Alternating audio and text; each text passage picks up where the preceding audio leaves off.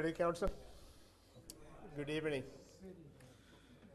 So we welcome everyone to the council meeting for Monday, January 9th. Please join me in standing for the invocation.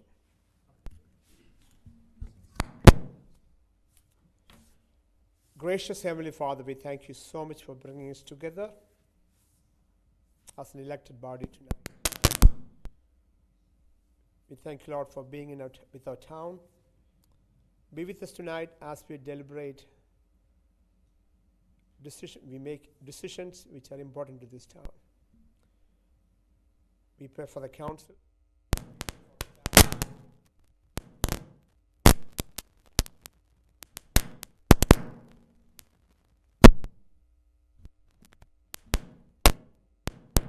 We especially uphold our police officers and the firemen and women.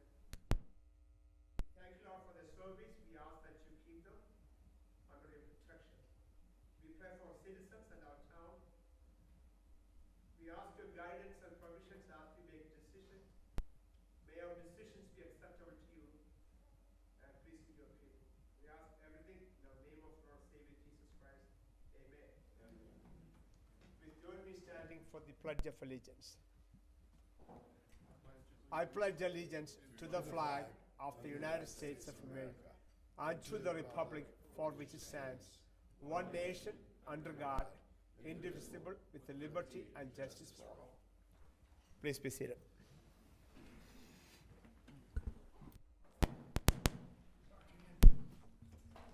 I can turn this off, I guess. Okay.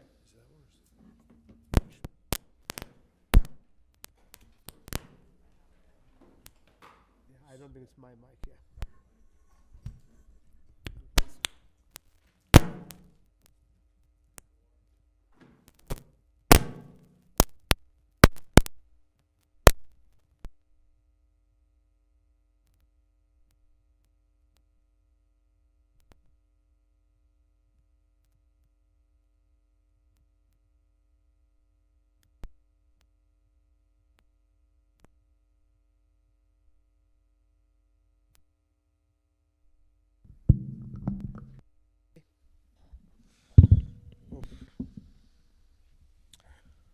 Welcome to the Town Council meeting for Monday, January 9th, and the time is 7:02. For the record, we have all council members except Mr. Finch and Mr. Allen. With the 5 of the 7 council members present, we have quorum. Announcements and acknowledgement. I see a lot of residents joined here. If you are here to talk to the council about a special topic, I'm going to ask you that you fill up one of those cards on the side table and bring that to our town secretary, Mr. Rachel. That way your name can be captured and we know what topic you want to talk about. But if you're here to participate and attend and be part of this evening's session, I'm glad you're here and welcome and be enjoy and be part of it. Council, do you have any announcements for tonight? Yeah, go ahead, please. Mr. Egan? Try, sir. I just want to, and I think maybe some of the other council members are going to say, I just happened to get called first. Thank you. It's National Policemen's Day today. Thank you guys, all of you guys, as well as pass on our thanks to those who aren't here, who are out working the streets or maybe off shift right now. You know, we worked hard to get you guys here. We would have said it even if it was still DSO. You're the guys that keep us safe. You're the guys that we call on whenever we have a need, as well as the fire department and the emergency services there as well. Thank you for what you give us. I think it deserves recognition. Mr. Freeman? I'll echo Mr. Egan's words, but I also want to give a special thanks. For a lot of residents that don't know, on Christmas Day, we had a major pipe burst in one of our neighborhoods, and our public works group took up hours of their Christmas Day to get it fixed, just to get home to have it bust again, and pretty much gave up half of their Christmas Day helping out residents of our town. And we just want to say thank you. You know, Christmas is a special day for all of us.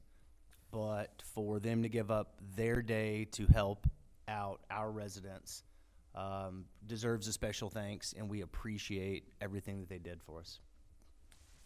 I just want to say, I went by there when they first started digging about 11, and I understand they got home at 2:30 in the morning the following morning, after 2 pipe breaks on that line. Well deserved, thank you. Anyone else? Mr. Clark?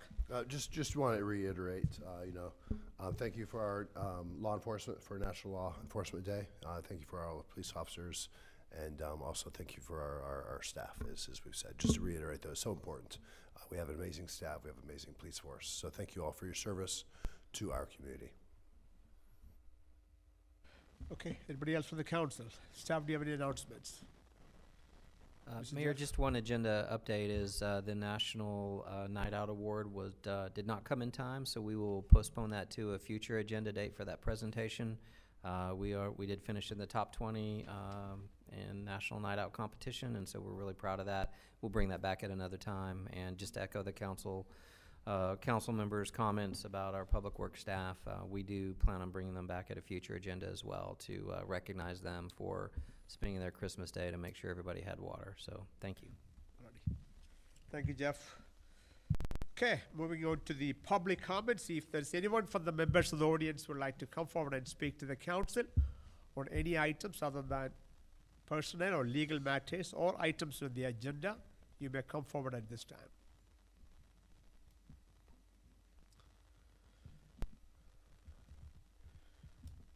Come on forward, sir.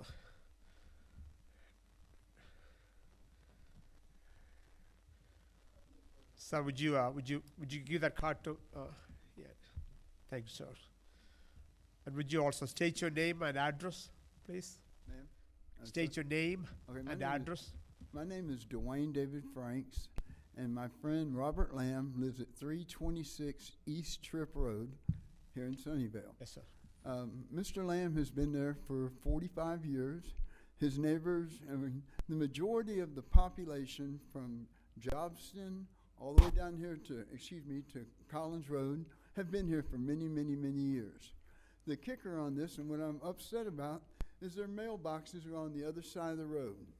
Okay, when you're 86 years old and you have to walk across Tripp Road to get to your mail, and especially between 3:30 and 5 in the afternoon, it's very dangerous. You got people driving down the road talking on their cell phone or speeding, and you got kids. I mean, there's you got the school buses going up and down Tripp Road now. So here's my thoughts. Okay, and I've studied this. I talked to the Sunnyvale police, and they told me to go to the post office on Grubb Road in downtown Mesquite. So I went down there and I talked to the lady supervisor, the head lady. She says, what you're saying is very true, but we have a route, okay, that the postman takes, okay? And so I said, okay, well, I went and did a little homework on that too. If you come down Highway 80, okay, on the service road, and you make a right on Jobson Road, you've got all these houses right there on the right. Plus there's 2 lanes of houses, you got houses on both sides of the road. So the mailman has to come down Jobson, go down those roads, deliver the mail, make a U-turn at the end, deliver the mail, and do that on 2 roads. Now, here's the good news. Okay, when they get done there, if they take Jobson down to Tripp Road, and they make a right, and we put those 14 mailboxes on the right side of the road, they can deliver the mail right there in front of their house. I spoke to every one of the homeowners. They're more than happy to pay for the mailbox removal and putting it, and they'll buy new ones and put it over there. Okay, that's how adamant they are about having that safe walk to their, when you got a grandkid that sees your mailman to come, they're going to go running out to the street. Well, guess what? If they see that mailman across the street, that's very dangerous because, Tripp Road's a 2-lane road. People aren't paying attention. People are doing 55 miles an hour rather than 35. The police officers are very good about it. Don't get me wrong. They got that meter running on that too. But, I'm telling you, I pray in the name of Jesus, when I see a 90-year-old lady, elderly lady, standing there with her cane to cross Tripp Road to get her mail, and nobody stops. Well, Dwayne will put his emergency flashers on, and I'll get out, and I'll stop traffic, and I'll either go get her mail, or she'll walk across there and get it and get back, or I'll stop and check her mail when I see her walking out of the house. And you have so many people that are over the age of 70 that have to check their mail every day, and there's no reason for them crossing Trip Road. Because the mailman can come down Logston, make a ride-on trip, and deliver the mail to all those houses on that side of the road, make a U-turn at Collins, and come down the right side and go all the way to Beltline, Galloway, wherever they need to go. And it's a very easy procedure. It won't cost the city one dime. Everybody will pay for a new mailbox to be put on the proper side of the road to save their family, their kids, their grandkids. I mean, it's amazing that the simple things we can do have incredible blessings for everybody. I pray that in Jesus' name. I mean that from my heart. Yeah, so fully appreciate, we recognize it.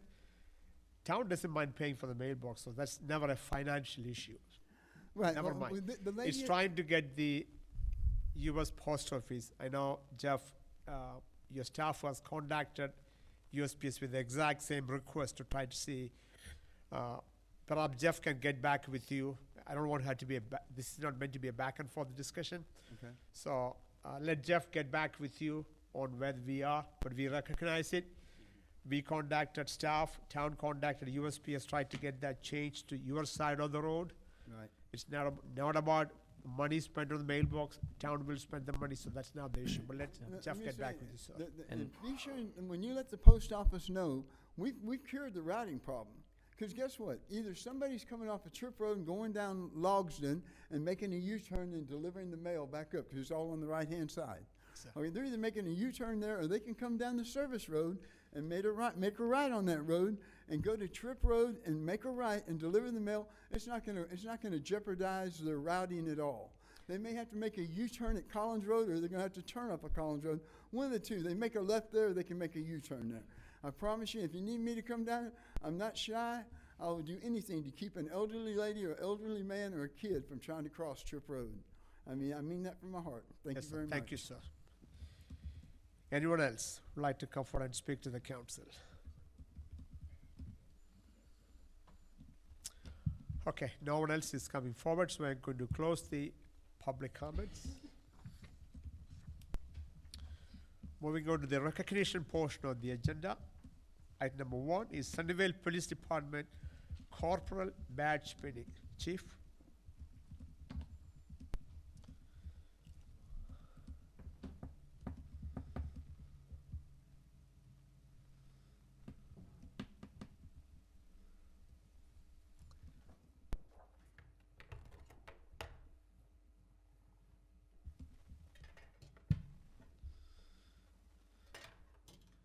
Good evening, Mayor and Council, Good and evening. members of the audience.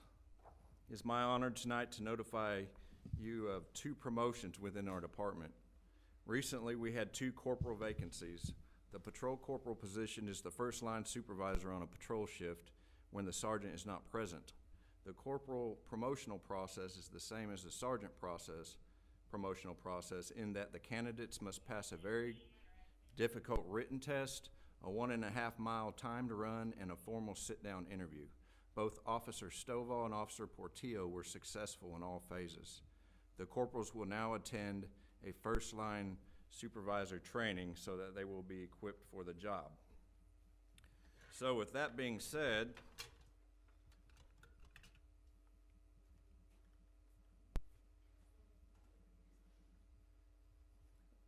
Timing is everything, isn't it? It is my honor tonight to introduce the badge pinners. For Corporal Stovall, his wife Paige and son Levi will be doing the honors.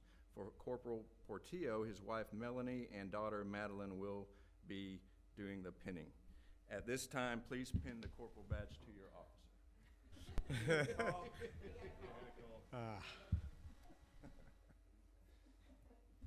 Let's go down.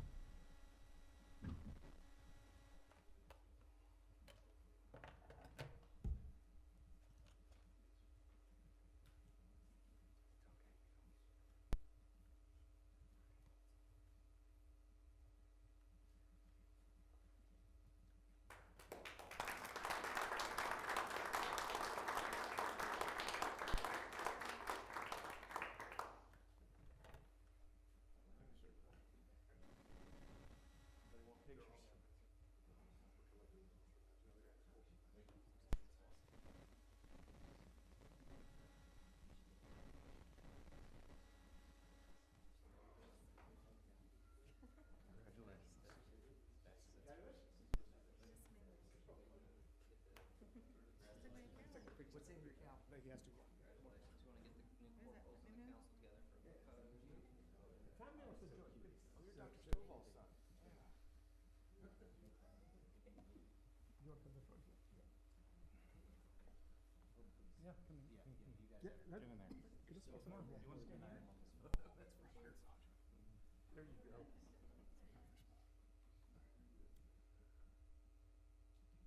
That's a good spot for sure.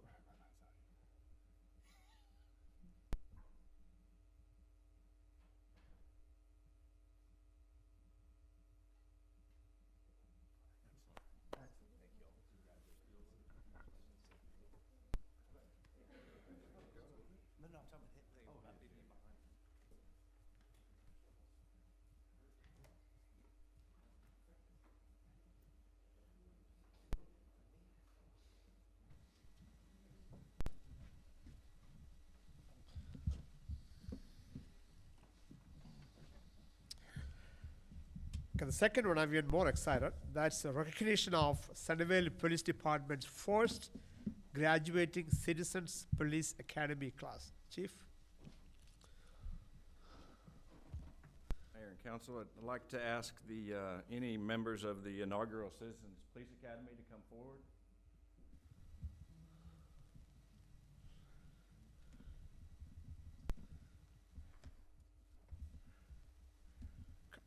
Come forward.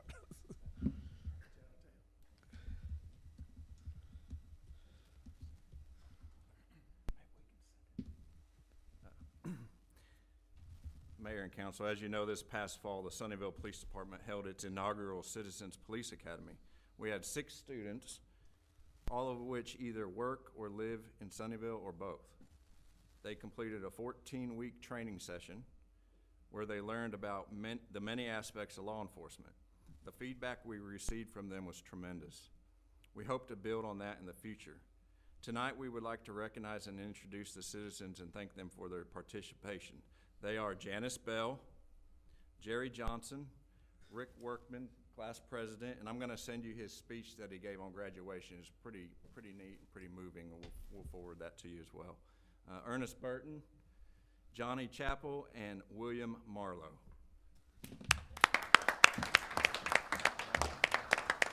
Let's go one more time.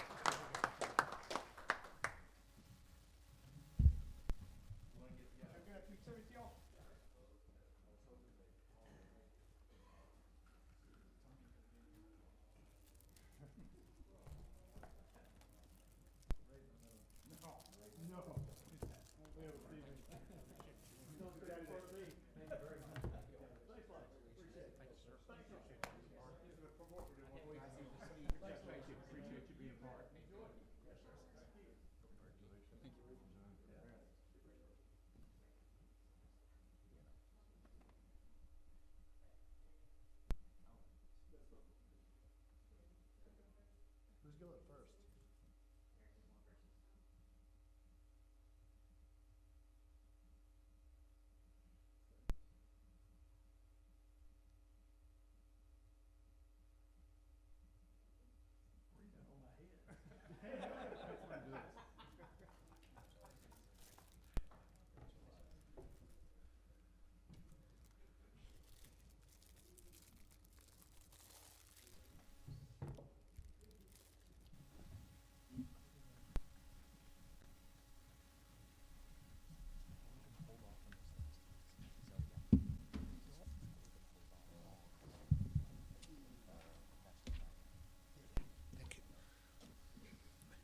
Also, Mayor and Council, the CPA would not have been possible without the hard work of many SPD officers and employees.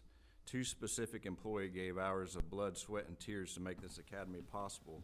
And tonight, I would like to recognize both Corporal Bedingfield, who coordinated the training and led the classes, and Miss Angie Webb for all the planning, raising donations, scheduling the graduation dinner and ceremony, and ordering the gifts for the students. If Tommy and Angie would come forward now, please.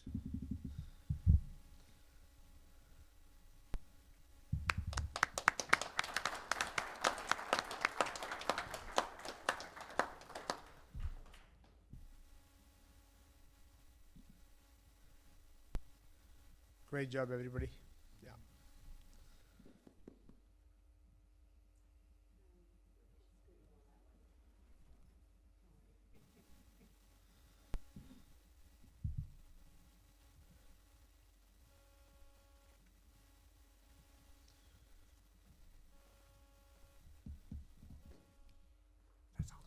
Okay, thank you, Chief. Okay, as Town Manager announced earlier, item number 5 will be taken up later. That's not going to be discussed today. That is the National Night Out Ranking Award presentation. Okay.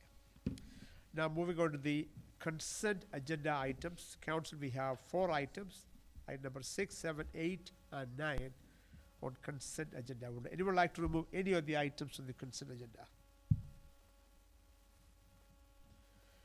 Okay, if not, can I have a motion to approve consent agenda items 6, 7, 8, and 9 as presented? Motion to approve consent agenda items 6 through 9. Second. Motion made by Mr. Freeman, second by Eldridge. All in favor signify. All opposed, motion passed 5-0. Mr. Finch and Mr. Allen are absent. Moving on to the public hearing portion of the agenda, item number 10, hold a public hearing, discuss, consider, act upon the first reading of 2023-02 granting a special use permit for the kennel use on a property zone local retail located generally at 3705 North Maryland Road, Suite 600 and 700. Philip, good evening. Good evening, Mayor and Council. The subject property is located at 3705 North Beltline Road and consists of roughly 3.04 acres. It's currently zoned local retail, and the property includes a variety of retail shops and stores in a building roughly 21,500 square feet in size, and was approved originally in 2009. The owner is requesting a special use permit to allow a kennel operated by Houndstown USA to occupy 2 suites in the building, Suites 600 and 700. On the site, the tenant finish out will consist of roughly 6,780 square feet in total. A significant portion of the area will be an employee and dog only area, while a smaller portion of the space will be for the operation of the storefront. The applicant and owner are proposing no changes to the exterior of the building. The SUP for this use of a kennel only occupies Suites 600 and 700. The kennel use parking ratio is the same as retail stores and shops, with this ratio being met in the original site plan approval back in 2009. With consideration of the use and with no changes to the exterior of the building, landscaping is to remain as it exists today. The town's animal control department has been notified of this use and did not have any issues. The town ordinance have stipulations listed on your screen for the kennel use. Keep going. One more. There you go. That's the UDO requirements. And there's also some stipulations within the ENCODE ordinances as well on the next page of this document, all of which staff has checked and confirmed that they meet. Most of them, the only ones really relating is that it needs to be 50 feet from the property line or 50 feet from any residential, in which case both of these suites are farther away than that from any property lines or residential areas. Staff distributed letters to each property owner within 200 feet of the subject property and received no responses. The Planning and Zoning Commission met on December 21st, 2022 and voted to recommend approval subject to no conditions. They voted for this, and it was a unanimous decision to recommend approval. Staff recommends approval. If y'all have any questions, please let me know. Philip, I have on the staff comments, you stated, due to existing site constraints, the applicant is unable to comply with all current standards. What standards are they not complying with? I don't think there is any. I think that may have just been a typo on our end. I think they meet everything as far as I could tell. Okay. Maybe when you bring back the second reading, let's review Certainly. that, and if needs to be changed, sir. let's do that. Okay. Council, let me open up this for public comments. See that, Mr. Egan, I'll come back to you, sir. If there's anyone from the members of the audience who would like to come forward and speak to the council on this item, you may come forward.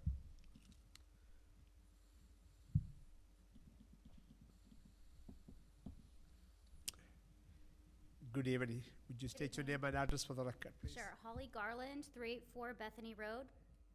And Jim Garland, same address in Sunnyvale. And you are the applicants, right? Yes, sir. Okay.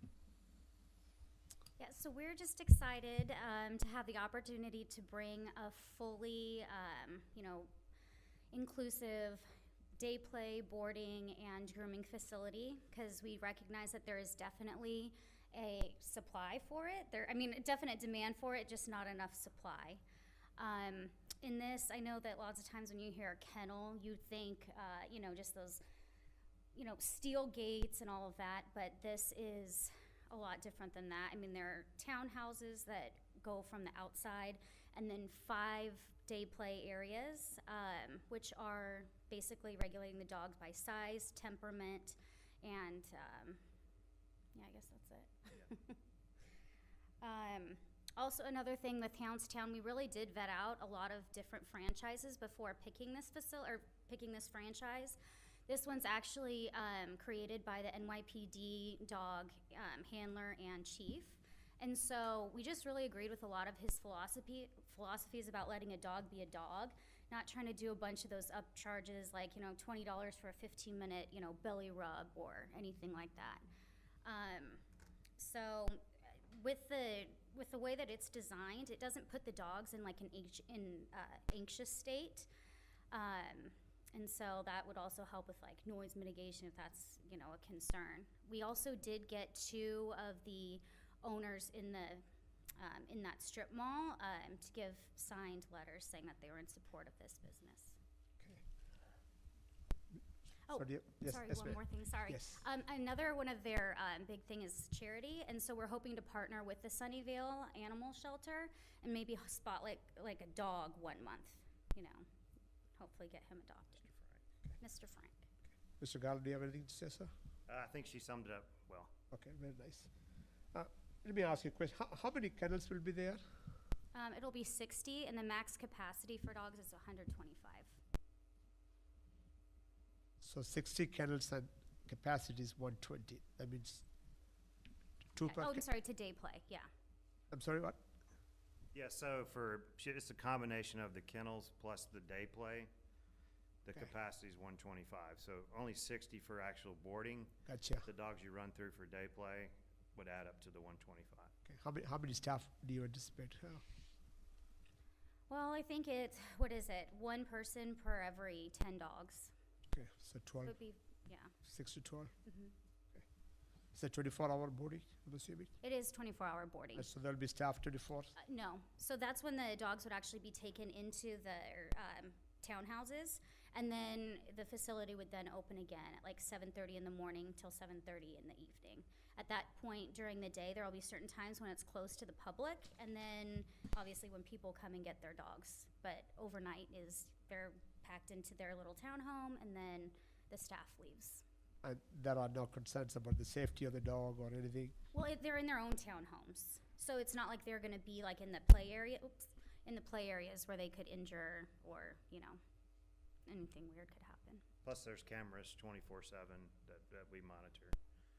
So there will be 24/7 monitoring? Well, there'll be cameras rolling 24/7 for any kind of unusual circumstance. Based on what we've learned and all the training we've done through the franchisor, we haven't noticed that there's been any issues at night because they are isolated and, just like a dog going in its kennel at home. So we don't anticipate any issues on that front. So the other franchisees, it's the same, the operation style is same, only staff during the daytime but nobody in the nighttime? Is that typical for this type of franchises? Yes, exactly, absolutely. Council, any question for the applicant, Mr. Egan? Since there's likely going to be higher incidence of dogs coming in, are you going to have a doggy station outside? Maybe you'd move it in every night or something, but, if someone's walking their dog in and they decide to squat, it would be nice if that convenience was available to them, that they could go pick up the mess. And/or is there gonna be any limitation through the contract that you would have with the people that they can't go out onto the parkway and allow the dogs to do the business? I mean, these aren't killer questions, it's just, there's gonna be a higher instance of dogs in the area relative to what the wild dogs and the coyotes and jackrabbits and all the other stuff that's running around too. But that shopping center, which I don't go into a whole lot, but I do go into, you don't see a lot of dog remains, if you will, there. Is there been any consideration toward that with regard to that specific area? Yeah, I mean, I think it's a very valid question. There hasn't been a lot of thought, honestly, into it, but that's something we can take away. I mean, obviously, we're gonna be cleaning it if it does happen, but it would be nice to have a contained area that you could kind of run them through if they need. Well, this, I'm not talking about a contained area, somebody's bringing their dog in from their car. Right, right. And at least if the plastic bag is there and the Yeah. drop location is there, maybe you pull it in every night, because I can see the vandalism that would be going on at the same time. Just having that convenience available to somebody. I know my daughters both have, the baggies on the leash, but if you didn't bring that, if you don't have that leash or you don't have that there, then at least if you see one of your customers bringing their dog in, you see them go squat, you can say, hey, there's a station out there. We've provided it for you, please. We like to keep our area clean, is kind of where I'm headed. Yeah, I think that's easy enough to. I mean, it's not a showstopper for me. Right. I'm just trying to think of possibilities, and I've got another questions with regard to that I'm going to put to the development manager. But that was one of them I wanted to bring up. And what about? And this is partly to the town development coordinator as well, but it does relate somewhat to you. Dogs barking. I mean. Yeah, they're gonna be in a lease-like space or a townhouse or a glorified kennel. I mean, I know it's more than that, but what instances do you have that during the night that dogs get to barking, or in the wee hours in the morning, which the donut shop people are there at the wee hours of the morning, and having to contend with a bunch of barking from the noise that might be going on next door? Does that tend to be a problem in this location, or the way the location is going to be set up? So with most locations that we ended up visiting, really the only time is when people enter and exit the facility. So that's why during the day, when they're gonna be in their day play facilities, there's certain times when it's gonna be closed to the public, because the dog, just like people, it's like if somebody knocks on your door, who is that? So it's kind of the same thing with dogs, but once it's the staff that's just in there, it's not people dropping off their dogs or anything like that, then the dog's at ease and he gets his normal routine and, all of that, Okay. so. Okay. And are you doing any grooming there? Or if there is grooming that would be going on there as well? Okay, Yes, thank you. provided we could find one. Provided you can No, find 'cause someone to do it. that seems to be a hard thing to do, but, I understand. yeah, exit baths for sure. Council, additional question for Jim or Holly? Yes. Mr. Clark? So it'll be a doggy daycare for the day. People can drop their dogs off, pick them up, and then also boarding. You'll have a hotel, I think you call them the townhomes, where you can leave them for extended periods. Is this completely indoor? Have there been thoughts of doing anything outdoor? I don't know what's behind that shopping center, but is right now it would be completely indoor. Correct. Yeah, I mean, the majority of the locations that we visited are existing franchisees of this company, is completely indoor. Because that was my first thing, like, okay, where's the outdoor area where you lead them out? But they don't really like that, this particular franchisor. They like the total indoor. The cleaning of it, is a little bit trickier because you have to use these enzymes that breaks things down, and, you got to stay on top of that, obviously. But they don't really like taking them outdoors and bringing them inside and they want them to be Liability. comfortable in their play area and just kind of hang out there for the day. And that seemed to have worked well. Right. Okay, thank you. And I might add, anybody who's been to New York knows that they don't have grassy places to go. It's painted green concrete is what it is. Do they have another location here near to Sunnyvale? So there's one that's gonna be opening in Houston, one's being built in Austin, and then I believe that there's one that's gonna be starting in the Salina area, but nothing as So of right now. this is the first one in Well, Texas? Fort Worth is seeking They're a all kind of in the location. same stage as we are. So the company sort of started in the Northeast and kind of went down the East Coast, so this is our first entry into Texas, but it's 4 locations sort of going up at once. We actually bought 3 different territories, so this is gonna be our first, because we live a few minutes down the road. But eventually, we wanna have 3 of them to sort of scale it out, in sort of Rockwall area over towards the Tollway and George Bush area. Gotcha. Very nice. Okay. Thank you so much. Thank you. Take a seat, and if we need to get you back, we'll ask you to come back. Thank you. Thanks. Anyone else like to come forward?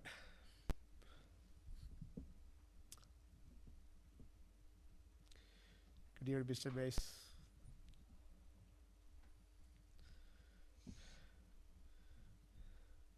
It's Brian Mays, 312 Creekwood Drive, Sunnyvale.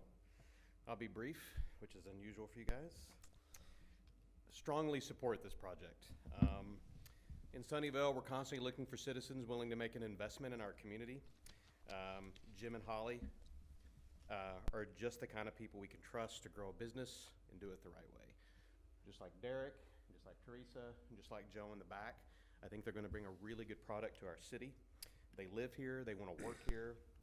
It's just an empty building now, but they're willing to make an investment of hundreds of thousands of dollars into our city. The amount of tax revenue, and there's a demand for more boarding places for our dogs. And if they can find a groomer, they'll be the only one in Sunnyvale, because Potham City no longer grooms, and you have to go into Mesquite. So it's fill a need, it's a great place, it's a good idea. I urge you to vote yes for this, and the next thing you could do is get us a hockey rink. And we are all set, so that's all I gotta say, vote yes. I talked to Derek on that one. He got something coming up on that side. Thank you, Mr. Mays. Anyone else? Okay, if there's no one else, I'm going to close the public comments. Council, are there Mr. LG or something? Okay. Mayor, I've Council- got a yes, Mr. Egan. question for town staff. Yes, sir, Mr. Egan. Philip, just out of curiosity, and also the chief, fire chief, having lived in the personal breathing zone protection and industrial ventilation for so many years, I know how air migrates back and forth between suites, and I know there's a 2-hour fire-rated wall that has to be between this location and the donut shop that's next door.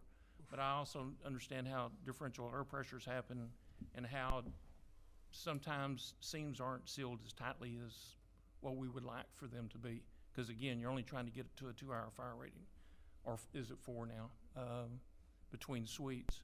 But is there any concern for the dog parlor, if you will, being next door to a donut shop? Even though the donut shop is not cooking, they're really not doing any preparing, all they're doing is serving. But there is still a potential for migration of dirty air between those 2 locations. I don't think that we've got anything in our codes about it, but it might be something from a health code perspective to at least think about. And I don't want this to be a killer, but I don't want somebody to be harmed as a result of contamination of food, because you're dealing with microbes that you can't see. So I don't know for a fact if there's anything within our ordinances that we would enforce, other than that the property where the kennel is located must be kept pest-free and in sanitary condition. That smell would be part of that sanitary condition Yeah. that we would monitor. And maybe that's something that we just take a look at Yeah. with the health department and the codes between now and the second reading. I don't want, like I said, I want this to happen, but I don't want people harmed as a result of we didn't think about all the pieces of the pie. Certainly. Do you have a question for Chief also? No, that was kind of in combination with Fire Chief from Okay. the fire protection rating perspective. Are there additional questions or discussion from the council? I've Mr. Freeman? That's my concern as well.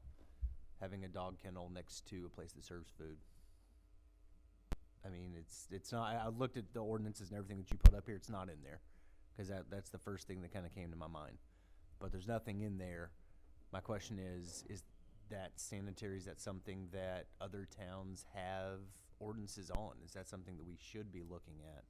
That's certainly something we can look into and bring back with second reading. I mean, just so you know, I mean, my dogs have stayed at places like this in other towns, and I love this. This is would be a great thing for our town, but it is right next to a place that serves food. So that I just it's a concern that I think it needs to be looked into. So Jeff, let's do one thing. So typically the second reading comes through a consent agenda since a health issue was brought up. Let's bring it as a discussion item, and hopefully staff can do some research. Yes, sir. Between first and second reading, we'll reach out to Dallas County health officials as well. Yeah. These facilities, it's not uncommon for them to be in strip centers. I'm thinking of a couple of examples I know where a similar facility is next door to a grocery store that does have a buffet and serves food. So, but we will get with the Dallas County health officials and make sure we look at those particular issues, being in the same building. Mr. Freeman, Second Mr. reading. Egan, we'll make it as a discussion item rather than consent agenda. Okay, are there additional discussions on this topic? Okay, if not, can I have a motion to approve agenda item number 10? Motion to approve. Second? Motion made by Mr. Eldridge, second by Clark to approve agenda item 10 as presented. Everyone heard the motion? Are there additional discussions? If not, all in favor signify. All opposed, motion passed 5-0. Mr. Finch and Mr. Allen are absent. Jim and Holly, thanks for coming. Appreciate you. Thank you all.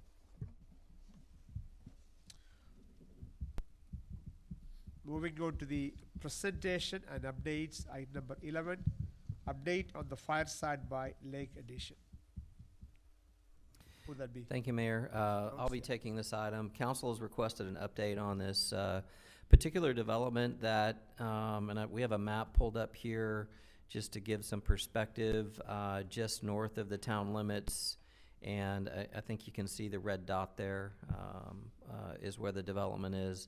It is just a little east, a little west of the lake, just north of Barnes Bridge Road, but south of I-30. On Bobtown Drive, Bobtown Road. And this is a new development that is essentially an unincorporated Dallas County. Right now, on the builder's website, it appears there's about 150 lots for sale. Those lots are clearly marketed as being in the Garland ISD, but the post office and the postmaster has given those lots a Sunnyvale address.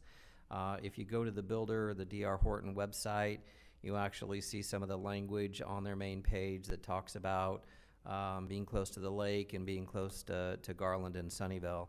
So this is actually a development that was once, I believe, a part of the city of Dallas. It was de-annexed, and so this area is unincorporated Dallas County. Council wanted this briefing because staff was brought to our attention recently when one of the residents came down to set up water service not long ago and said, well, I have a Sunnyvale address, so I need to get water turned on. In fact, this is actually a municipal utility district there that provides, I believe, water and sewer services.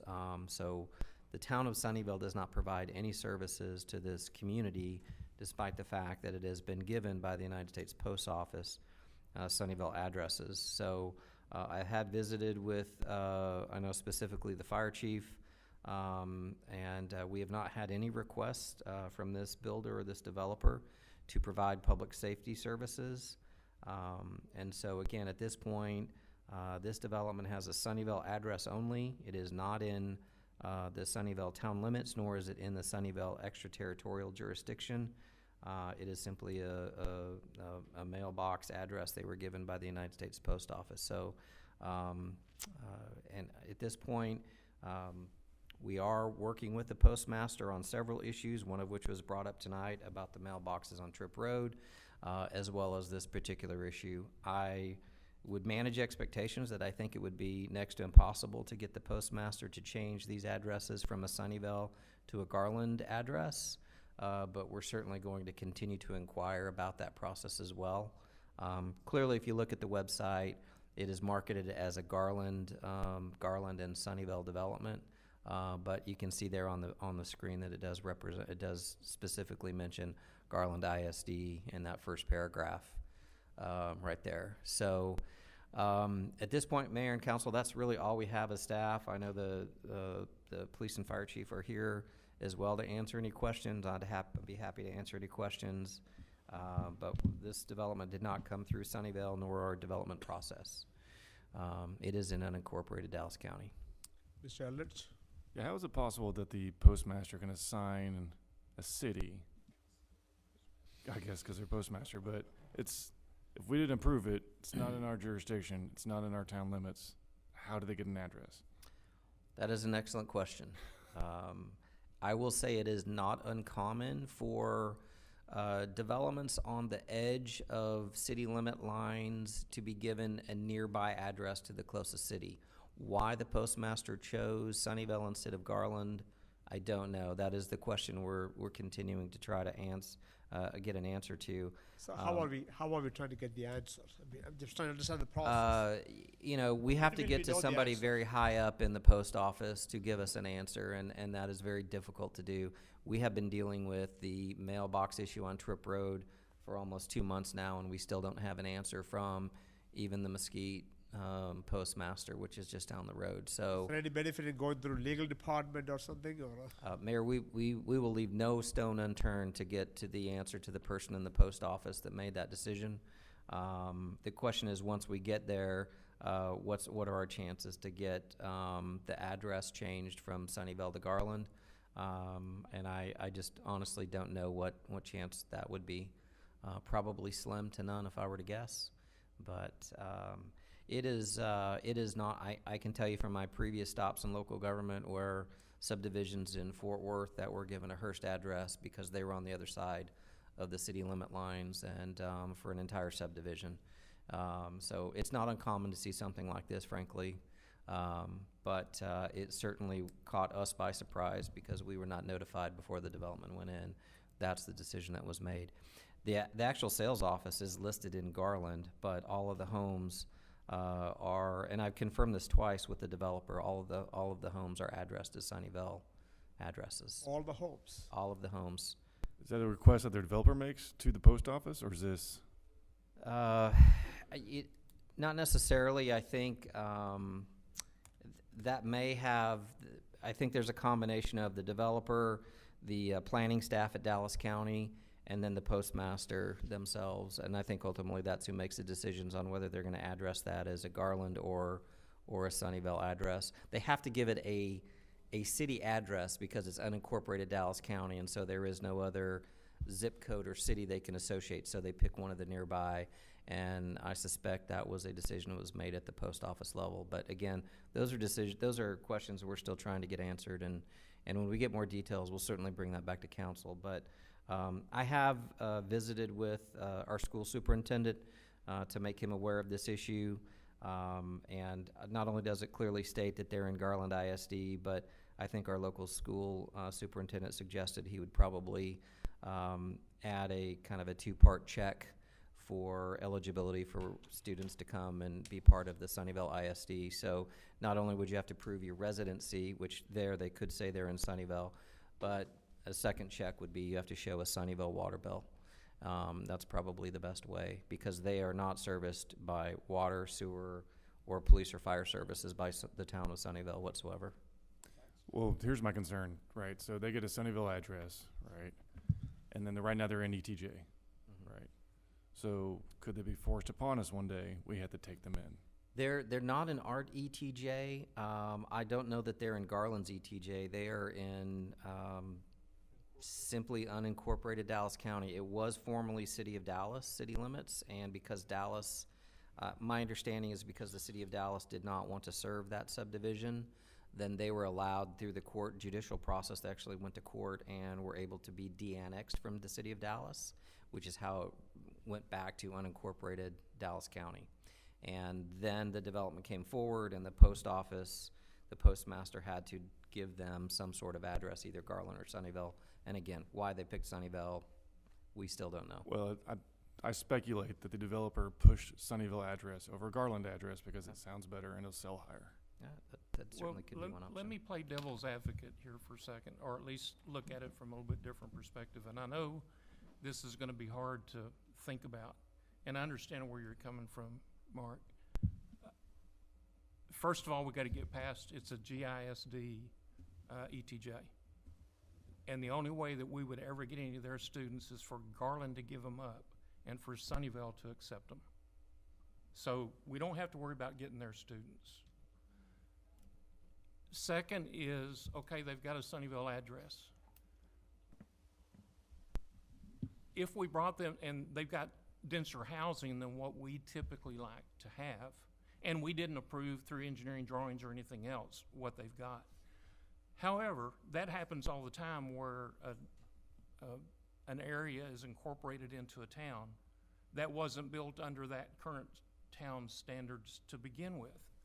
So if we brought those underneath, and also, the only property tax those houses are paying is to the county. We ought to be able to get some of that property tax. If we brought that under our ETJ, we end up getting some of that property tax. Yeah, we might have to provide surface emergency services and PD, but the water's already connected. The sewer's already connected. I'm just trying to present to people that this isn't about impacting our schools. And I realize it's not the best thing in the world for us to have, but we have better control over what's gonna go on into the future there. I want to just go ahead and throw this out there. Historically, when things happen, there's context, right? There's context behind what things are, what things aren't. We have the street you live on. It's called Barnes Bridge. It had context when Barnes Bridge was built. It's not the bridge that actually collapsed. It's a different bridge, and I think you brought that to our attention. That's not the problem. The problem is in 10 years, there will be no context. In 10 years, it will say Sunnyvale. In 10 years, they will say, how is it that we don't get to go to Sunnyvale schools and we live in Sunnyvale? Context will be gone at that point. At that point, the people who developed the town won't be around, or developed that area won't be around. The people who approved the development won't be around. We'll have different staff. They'll have different staff. There will be no context. This sets up a very, very bad situation for our town in that in 10 years from now, someone's like, my kid shouldn't have to go to Garland schools. My kid should have to go to Sunnyvale because my kid lives in Sunnyvale. We've got that condition, I understand what you're saying. That condition exists everywhere, and in fact, there are Garland kids that live in Garland go to Mesquite schools. It happens to be right over here in the trails. That happens and that exists. I think that because we have kind of a double check with the fact that Garland has to give them, GISD has to give them up, and they're not going to want to lose that tax revenue. Because whether there's a kid in that house or not, those people are paying taxes toward that school system. I don't think we would ever be to a point within our community of 16 square miles, 17 square miles, that we would ever want to accept them. It's going to be a problem. I won't argue with you about that, because I know a lot of people that moved in over into that area thinking they were going to go to Mesquite schools, or they're going to go to Garland schools, and they ended up not going. They ended up going to Mesquite schools, which they didn't want to do. It's going to be a problem, no doubt about that. But I think we ought to look at the potential benefit that there might be from a tax revenue perspective, because they're not paying it now. That what you and I are having to pay, the additional city tax, they're not paying it. And the only other way I can think to get there, to get the address changed, just as kind of change tack here real quick, is to talk to our state representative. In the House of Representatives. This is a federal thing that has to be dealt with. So we need to get a Tom Cruise and our state rep involved, Gooden. The high end. You got to get into the federal people. You can't do it at the the local level.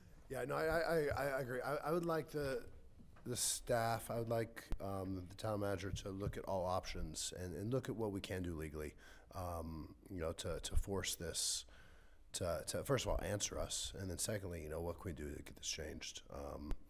Look at all options available, and I think we need to.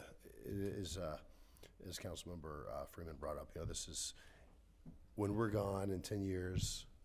we're gonna lose the context and things will change. So I think we need to take some action now and look at all options available. Then even, you know, what Councilmember Egan was saying, you know, maybe look at, okay, if we have to keep the zip code, if we can't change anything, what are the other options? Do we try to get some tax money from it, you know? What can we do? Let's look at all options available, and see what we can do. I will just, my personal comment on that is that's a very slippery slope. Yeah. All money ain't good money. If you start taking some revenue, Yeah. then it absolutely strengthens their argument for future. I would prefer us looking at legal action to you know, figure out what we can do to stop it, to change it. Of course you would. Yes, I Mr. Tony, let me ask you, what are your thoughts? Is it something which you have any experience with, taking a legal approach to change the address, or what are your thoughts? The post office has traditionally been difficult to deal with.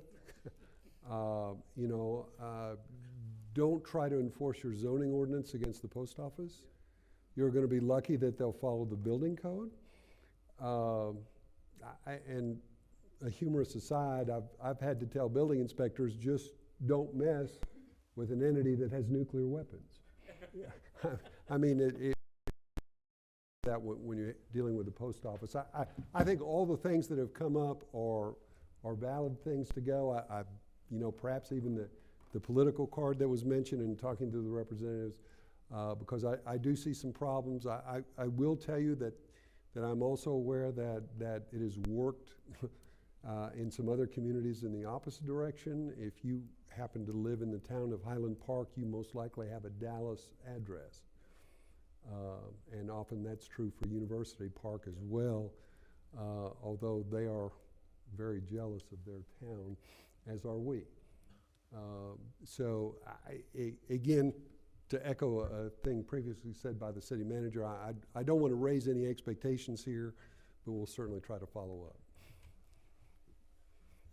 Mr. Jones, Jeff, I saw some email communication about D.R. Horton at least trying to add something to their resident package, clearly stated that this is not a Sunnyvale property. I saw that email. I don't know if that's something we are able to verify or not. We can certainly, I've reached out to their sales office a couple times. We'll certainly continue to do that. I mean, right now, currently, their website does market it as being a Garland Sunnyvale development. You know, in the Garland Sunnyvale area, it doesn't specifically say they're in either city limits.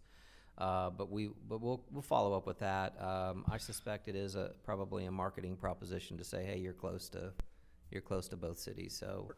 But I thought the email I saw was said that attorney is drafting a letter which goes into everybody's package. Is that, I don't know, that's the. I'm familiar with the email. I am familiar with the request, but I have not been able to confirm that they're actually doing that. Because again, when they go to close, it does specifically state on their closing documents that they have a Sunnyvale zip code and a Sunnyvale address. So. Mayor, if I could, I also just want to clarify, they are clearly in the GISD boundaries, which means, and unfortunately, some of the websites we normally check are unavailable, but they would have to be paying taxes to Garland ISD. So I want to be very clear and not to alarm anybody that there's a chance that the students in that development would be attending Sunnyvale ISD. I'm almost certain that is not the case because I have no doubt about it that Garland ISD, with the state funding formula and everything else, if they're marketing Garland ISD, that's the only school district the kids in that development could attend at this point. The other thing too is I don't believe that development is in our ETJ, so we really have little to no authority whatsoever when it comes to that development. Now, they could be in Garland's ETJ, and certainly the city of Garland may have some possibilities there, but I just wanted to be clear. Their kids are clearly in the GISD, so they would be paying taxes to Garland ISD, to the MUD that they're in. So at this point, the town of Sunnyvale would not be able to collect any taxes out of this development whatsoever. I guess one concern I have also is if somebody has a heart attack in there, who's showing up? So this is one of the service issues that and I have discussed this with the chief. We understand that they are reaching out, the developers are reaching out to the City of Garland staff about providing some of those services. And I suspect since they're in the school district, that probably makes the most sense for them. That's not to say that if any neighboring community, regardless of what border they're on, has an issue, that we won't respond as a mutual aid partner. So absolutely we'll do that. But we have not been approached to provide any sort of services or provide a contractual agreement to provide such for either police or fire or any other town-related services. The one service provision that generally winds up being an issue in these types of circumstances, if, let's just say, for example, whether it's a library or a rec center that's located in our community and you have a resident versus a non-resident rate, then you get folks who have a Sunnyvale address by post office but do not pay Sunnyvale taxes will come and say, well, here's my driver's license, I'm a Sunnyvale resident, so I want the resident rate for this service. That's generally right now our only exposure are those types of issues, and given the fact that we don't have a rec center, and I don't know that our library differentiates between resident and non-residents, then we really don't even have that service issue, but that certainly is one that could emerge in the future. Charles, you want to say something, sir? Yes, sir. And I'll somewhat pose this question to the council because this may be a possibility, is that it is possible for cities to come to agreement relative to ETJs and where that line may be, if there is any question. And it may be, if the council decides, then perhaps we could reach out to Garland to annex, which might help with the post office if they actually had a City of Garland address. And it sounds like Garland is more interested than Sunnyvale, but I would have to see if you all were interested in that. Come back one more time. Yeah, Sorry, I guess really what I'm saying here is would the council be interested in seeing if Garland wanted to annex, and would you be willing to enter into an agreement to allow them to annex this area? And again, they probably have the same interest that Sunnyvale would, if it's a problem. Do you think the post office under that scenario would be willing to change the city? Well, I think they would be more willing to. Yeah.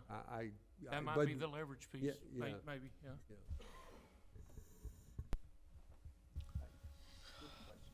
yeah. Yeah. I definitely want to try with your option, right, to get the mud renamed, to avoid the perception, the history, and any of those. Understand that it may never impact SISD, and I get that, right? Especially SISD knowing about this potential. So Jeff, let me ask you I'm going to ask you to bring it back one more time, this topic, whether it's next meeting or week after. I'm open to that. Because there are two council members who are very interested in this topic are not here. And I heard every council member is asking for additional. So council, when we bring it back next time, what additional information or research you want staff to do? Let me start with Mr. Egan. Do you have anything additional you want to staff to work on, sir? No, I think this is, open your brain up, and I'm not saying you're not, don't take me wrong. This is really opening up the mind to try to look at, because there's multiple potential strategic paths that this can take. Yeah. And I don't know that we've necessarily hit on all of them, because just, the last comment that Mr. Anderson just made was another valid concept. Yeah. So I think this is going to take some talking to be able to arrive, unless there's some precedent out there that could be uncovered. I think that's the only thing we can do. If you think about something else, you want to bring it up, send an email to Mr. Jeff and Johnson, myself also. Eldred, do you want anything else staff to do research or any additional information you want staff to bring? Mr. Freeman? No, I think we all recognize what kind of a precarious situation this puts us in, even though it shouldn't. It should have no ramifications It should have no ramifications on us whatsoever. But that is fact, that is not what could possibly happen down the Yeah, road. but you know, there's gonna be several residents buying that property, Absolutely. No, right? I mean, Because of the name, you know that, just. for sure. Mr. Clark, anything else you want staff to bring back? Nothing more than what I already said, and that's just look at options, including legal options, with the post office. Yeah, I like your staff's input on what Mr. Anderson was talking about. Working with the Garland to change the name. I don't know if they want to change the name or not. Even if Garland wants to change it, I don't know, USPS will agree with or not. So that's the only additional information that I'm asking to see whether we can. Sure. And also if you have any updates from your contacts with the USPS. Plus I want to give Ryan and Larry also a chance to discuss that. hear their Absolutely. thoughts. And also if you can make an attempt to get, D.R. Horton is actively trying Mhm. or making the best effort to communicate to the potential residents that, hey, this is not Sunnyvale. Mayor, another Yes, sir. comment. Yes, sir. This council needs to be the one communicating with our elected officials. Yep. And I think maybe a letter needs to go to all of them, the ones that, I don't know if it helps to do the state legislature or not, I don't think so. Because again, it's a federal problem. Yep. But I think a letter needs to be sent on the behalf of the town council for the town of Sunnyvale, as well as the town, for a letter to be written and sent that implies to them what our issue is. What they ask us, yeah. And it's not about, we don't want you here. It's about, this doesn't make any sense. And it actually creates Confusion, yeah. total confusion Misleading. when it comes to funding. That can happen, and it's better to have black and white lines than it is to have gray lines. Maybe that's another one staff can give a draft something. Right, staff can draft it. That could be and part of the then- package for next time, if We'll possible. be happy to draft a letter to any United States congressman or anyone else. And that's let's higher up discuss in the that, post and office that, we can sign it and send bring it that out. back to council. We'll get that for you to take a look at. Absolutely. Yeah, that, what you're asking for, Mr. Egan? Okay. Anything else on this topic? Okay, thank you for the update, staff. Moving on to the discussion and action items. Mayor and council requests for future staff updates and agenda items. I don't see nobody rushing. So with that, I'll make a quick comment. Mr. Egan, And yes, maybe sir. this might be in joking, but could we possibly consider signs at Barnes Bridge, Town East, and Trip Road where they cross Beltline that say Entering cross Valley. traffic may not stop?